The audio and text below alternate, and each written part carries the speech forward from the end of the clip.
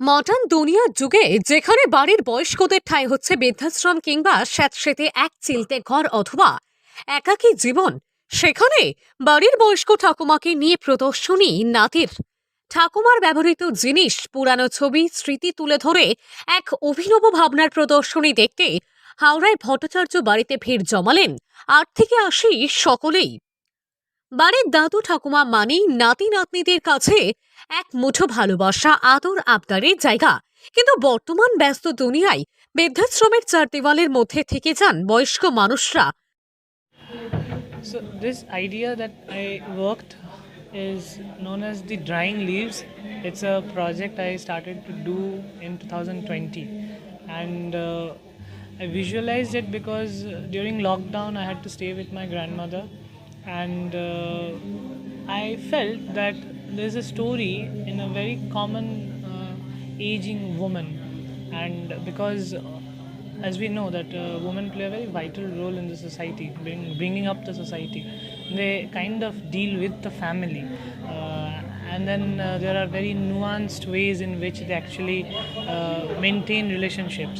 So, and my grandfather just passed away in 2019, and then the lockdown hit in 2020. So at that time I was interested on her, and I was trying to figure out what I can do. I was always interested by her hair. If you come and see, there is a lot of photograph of her hair, white hair, which symbolizes wisdom. And it's an experience which talks about the house, which is known as Shuktara, and also that how you experience time. And not only time, it's also about the time that is left, the time that is past. সময় এগোলেও হাওড়ার ভট্টাচার্য পরিবারে এখনো বটবৃক্ষের মতো রয়েছেন শান্তনু ভট্টাচার্যদের বৃদ্ধা মা। আর ছেলে নাতি নাতনিদের মধ্যে ভালোবাসাই দিন কাটছে তার। তবে ঠাকুমাকে কিছুটা স্পেশাল ফিল করতে এক অভিনব উদ্যোগ নিল নাতি, যে ফটোগ্রাফি অ্যান্ড মাস কমিউনিকেশন নিয়ে স্নাতক পাশ করেছে আর এই স্নাতকোত্তর ডিগ্রি লাভ করেছে উত্তরবঙ্গ বিশ্ববিদ্যালয় থেকে। তার মাথায় এলো এক অভিনব আইডিয়া। ফটোগ্রাফার নাতি নিজের হাতে তোলা ছবি, পুরানো অ্যালবাম ঘেঁটে বের করা ছবি এবং নিত্যদিনের ঠাকুমার ব্যবহৃত বাড়ির জিনিসকে নিজের বাড়িতে রেখেই প্রদর্শনী করলেন বাড়িতে। যেহেতু গোটা ব্যাপারটা আমার মাকে নিয়ে, এবং সেটা আমার পরের জেনারেশন এই ব্যাপারটাকে নিয়ে যে ভাবছে, এটা আমার কাছে খুব ইমোশনালি খুব ভালো লাগছে।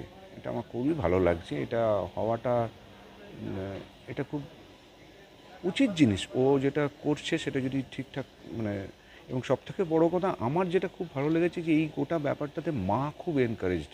আর একটা সময় তোলা ছবি নয়, এটা সেই লকডাউনের সময়ও কিছু তোলা ছবি ছিল। এত ছবি যে তুলছে, এই ছবিগুলো নিয়ে এটাকে তো আম্মাকে ট্রিবিউট করা উচিত। কারণ এই ছবিগুলো নিয়ে কি হবে? এই ছবিটা তো আম্মা যদি চলে যায় তখন তো এটার তখন আমি অন্য লোককে দেখি কিসের ভ্যালু? আম্মার ছবি আম্মা দেখবে, আম্মার লোকে এসে আম্মাকে দেখছে, এই জিনিসটা হওয়াটা খুব বোধহয় দরকার আছে, এবং সেটা বোধহয় দেরি না হয়ে যায়। সেই জন্যে এইটা ও হঠাৎ করে এই ব্যাপারটা মাথায় আসে এবং তারপর খুব ফাস্ট এটাকে অ্যাক্ট করা হয়। প্রবীণ মানুষ মানেই অনেক ক্ষেত্রেই ব্রাত্য, সেই ধারণা থেকে সম্পূর্ণ বেরিয়ে এসে হাওড়ায় ভট্টাচার্য বাড়িতে এই প্রদর্শনী দেখতে ভিড়মুখী এলাকাবাসী। মনের ভেতরে আছে প্রকাশ করতে পারবো, প্রকাশ করতে পারছি না। মনের মধ্যে একটা উত্তেজিত ভাব এসে যাচ্ছে।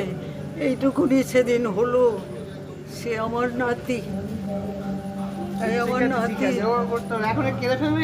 আবার এই সব করবে ভাবতেও পারিনি। ভগবানের কাছে, ঠাকুরের কাছে কামনা করি বড় হোক, মনটা বড় থাক, পাটা মাটিতে থাক, এই আমার আশীর্বাদ। আর কি বলবো বাবা, অনেক বয়স হয়েছে তো, এটা দেখতে পেলাম, বেঁচে আছি বলেই ওর এটুকুন দেখতে পেলাম। নাতির এই অমূল্য ভালোবাসায় মোরা অভিনব প্রদর্শনী দেখে আপ্লুত বৃদ্ধা ঠাকুমা। হাওড়া থেকে রাকেশ মাইতির রিপোর্ট, লোকাল 18 বাংলা।